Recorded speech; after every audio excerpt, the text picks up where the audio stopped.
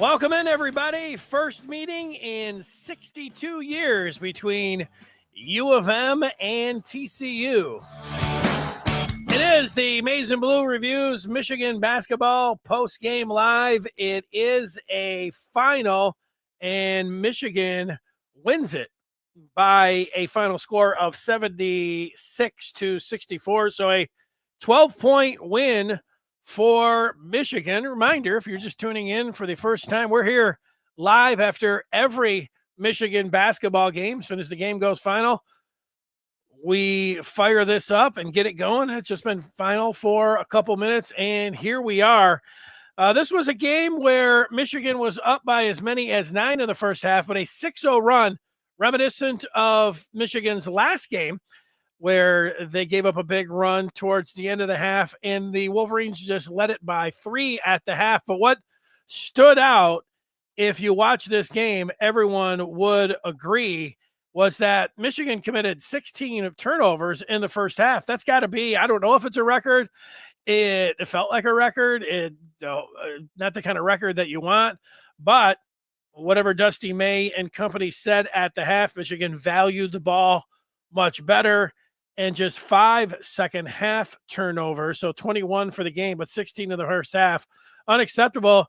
And it was, I would say, weird when you're turning them over. They had them every which way, and a lot of them were long passes that TCU just stepped in front and intercepted and then took the distance. But then there were just some sloppy ones off the foot, letting the guys not protecting the ball, guys slapping it away, and really every variety that way. You got to value the ball way better than they did. That'll be something, a point of contention, I'm sure, and things to work on in practice in the days ahead. Michigan coming back on Monday to play another game, so a pretty quick turnaround, but it was a 4-point game at the break, and then 5.5 minutes into the second half, Michigan gets up by double figures, and you think maybe, well, they could keep it that way. They didn't. TCU got within a bucket with 6.5 minutes left, but then Michigan, Namari Burnett, Trey Donaldson, Danny Wolf made plays late, and Michigan goes on, and Jamie Dixon does not play the foul game late in this one. They still could be playing out there. He decided to just let it play out. And that Michigan didn't have to hit any key free throws down the stretch. That was it. And that's how it ended up playing out for the Maize and Blue, who are able to get their second win of the season. Matthew says they have turnovers. They need to be cleaned up and rebounding, and Golden needs to just dunk the ball. Yeah, LaFonso Ellis said it right. And there was, Vlad Golden's a 7-footer. Danny Wolf set him up once, and he went up and just kind of tried to flip the ball in and ended up missing it. Golden's got to go up and jam the ball. That's for sure. But Matt liked Danny Wolf. Danny Wolf's an intriguing player because he is a 7-footer, just like Vlad Golden. And the thing with Wolf is, man, at times, I would say in the first half, you're looking at him and you're saying, I don't know if this guy's going to be, not special. You're wondering if he is even going to be good. And then he played his best basketball in the final 10 minutes, which is a credit. That's when you want to do it. You don't want to be doing it in the first 10 minutes and then fading in the second half or certainly down the stretch. And Wolf played his best ball in money time. So you like that. Derek doesn't complain about a win, and he's talking about lots to clean up in a long season to do so. Yeah, you get the win and you win by 12 points and you take a step back and you're saying, yeah, the turnovers is something that they have to do better at, and taking care of the ball. 15 of 23. That's going to be okay when you're talking about from the free throw line down on the scroll, you could see what Michigan did. They shot 50% from the floor for the game, 9 of 24 from downtown. That's 37.5%. And they out-rebounded, Michigan did, 41-29 TCU. So that was good. There was a point in the game where Michigan did go with 3 to 4 bigs, and that's when they had Walters in there, who is 6'10". So you got 7 foot, and 6'10" along that front line. I like that. There was a nice move by Dusty May at one point when he came out and went into a zone coming out of a timeout, and it was effective, and that was pointed out on the broadcast as well. Michigan played. Let's look. They had 10 guys. They were playing a lot of guys in this game. Let's go through some of the numbers as we look at them and see if anything jumped out from the individual players. Some guys that were getting their first looks for Michigan. And let's just see if I can get that box score up. Yeah, there we go. Working on it a little bit. You had, here we go, Damari Burnett. Burnett maybe hit the biggest shot of the game, a 3, when there was a sequence, like I said, that TCU had pulled within 2. I think Burnett knocked down a 3-point shot there. I thought that was the biggest shot of the game, and in a sequence where it was the biggest juncture of the game. But 16 points, 6 boards, and a feed for Burnett, who was 6 of 7 from the floor and 3 of 4 from downtown. You're going to like all of that when you look at the numbers for Burnett. Trey Donaldson, 14 points, all in the second half. So looking for a little bit more consistency, but great job in the second half. And Donaldson played his best, not only in the second half, obviously, when he scores 14, but also down the stretch as well. And Danny Wolf, already talked about him playing his best ball in the last 10 minutes, 14 and 14 for big Danny Wolf, 1 of 3 from downtown, 1 of 4 from the charity stripe. Want that to be better for Danny in 27 minutes. And the Wolf of State Street also had 2 blocks for Michigan. Roddy Gale Jr., 8 and 6 and 2. He sprained his ankle in this game and was able to come back, but a couple turnovers. Gale didn't have a very good game. And here's Golden. Michigan's going to need Golden. Somebody mentioned that Golden needs to slam the ball. He just needs to be.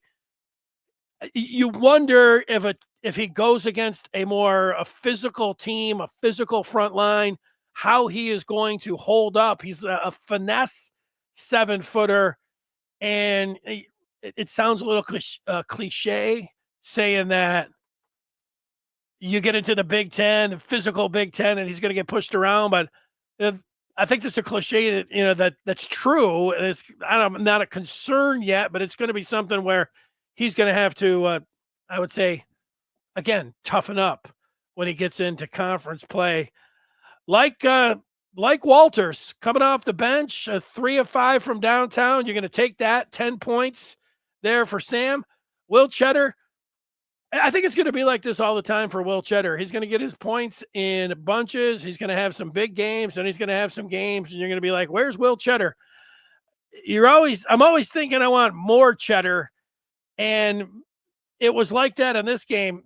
Maybe it was because he shot a contested rainbow 3 from the corner, but he's coming in, and that's all right. He's going to fire 1 of 3 from downtown. He just shot the 3 3-pointers, 4 points, was able to pick up a free throw, but 4 points and 2 boards for Cheddar. Reuben Jones, who was in the starting lineup but then got hurt.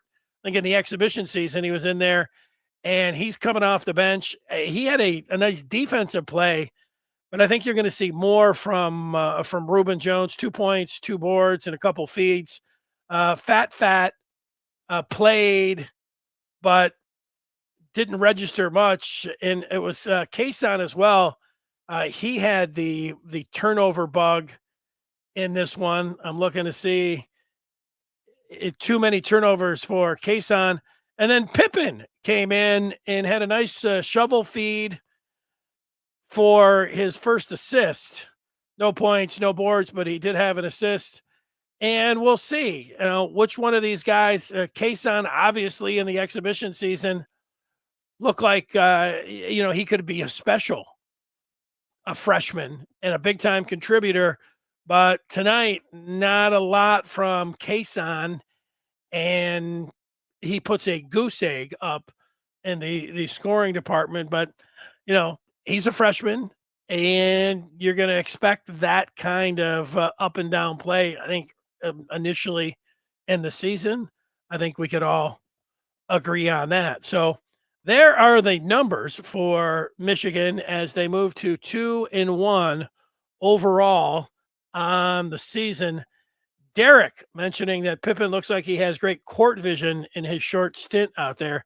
Yeah, I would agree. He looked comfortable. I mean, that was his first run of the year, and he came in and he wasn't bashful. He took a shot, and then that feed that he had, that was not just like some straight pass in, kind of was an underhand shovel pass that set up the post player for an easy 2. So I like to see that from Mr. Pippen. Now, let's check the upcoming schedule that is brought to you by the Maize and Blue Reviews. Good afternoon, Michigan football and basketball. And you can hear that show like you did today at 2 o'clock. Also on Wednesdays and Fridays, you can hear the Good Afternoon Michigan football and basketball show. And here is that upcoming schedule. Michigan is back at it as they will bring in the Red Hawks from Miami of Ohio. Fort Myers tip-off game Monday, the 18th. That's this Monday. Because today's the 15th. That's a 6 o'clock start. I like the 6 o'clock starts. No problem with that. That one's going to be on BTN. So there you go. You get this Fort Myers tip-off that threw me for a little bit because I know they are playing in the Fort Myers tip-off, but the first round apparently is on a campus site. And that is how it's going to play out, right? And so then Thursday, Michigan will play Tarleton State in an 8:30 game before the following Monday. They will be in for Fort Myers again, the tip-off and the Beach Division. So I don't know. I guess I'm confused if they're flying down to Fort Myers, just playing this campus game, but then the other one beach site. So maybe they'll then be down in Fort Myers a week from Monday. Again, I'm a little confused on that. I apologize. I'll look into that and figure that one out. But we do know that they'll be playing next up against Miami coming up this Monday at 6 o'clock. So that's going to do it. Nice job by Michigan. They had a good crowd. It said in the card that they put out, and I put up on the screen, if you're listening to the podcast, sold out. Michigan with a sellout versus TCU. And it might have been a late arriving crowd. I saw somebody on Facebook, talking about, hey, I'm at the game and everything else. And somebody below was like, hey, where's the crowd? I don't know. Michigan calling it a sellout. And they got pretty loud in the second half. They didn't scan the arena or anything else to see that. But you keep that record above 500 and you keep those turnovers down, and you're going to get people coming out and wanting to watch Michigan basketball. When the football season goes like the way that it's gone, people are looking for something and you gravitate towards a winner. So, Dusty May, they have their opportunity. And May said back before they played their first game that give it a month, and they'll be there, which could be, we'll see if they are going to be coming out and in droves at the Chrysler Center, something that we always talk about. Adam getting in a little bit late, and he says the turnovers and shot selection must improve.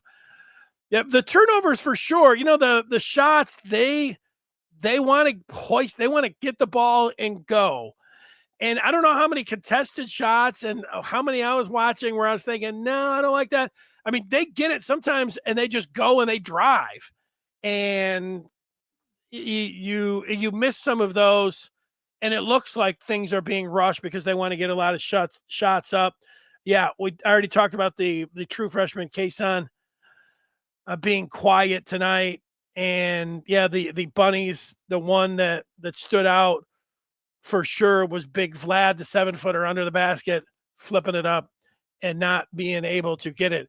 I should say one other thing. Frankie Collins, who transferred out to Arizona State after his freshman year, and then now he's with TCU. There wasn't a lot from Frankie Collins. This was not like some Frankie Collins revenge game or something, but Frankie Collins did have the highlight of the game when I don't know, what's Frankie Collins, 5'10"? He jumped and threw down a contested, with 3 or 4 guys around him in the lane, a left-handed dunk where, he really punched it down for a super highlight for Frankie Collins, but in a losing effort, and Michigan gets the dub, so that's all right. And Frankie got his Hollywood moment for the former Wolverine point guard who's now down there in Texas playing for TCU just outside of Dallas. All right, that's going to do it for the Michigan basketball post-game live show. Michigan wins this one 76-64. They are 2-1 on the season, tonight being game 3, and they'll play again Monday night. And we'll be here after the game on Monday night talking about what transpired and talking about it with you. We'll see you over on the Maize and Blue Review, Rivals.com. If you want to talk Michigan basketball, get on in there. We'll be doing that all weekend. A bye week tomorrow, just a day to kick back and watch college football. Maybe get some college basketball in as well. A lot of big time games now. If you like basketball and football, this is your time of year. So we'll talk with you on the basketball side after the game on Monday, 2:00. We'll see you on Good Afternoon Michigan football and basketball. Until then, have a great night and great weekend, everybody. See ya.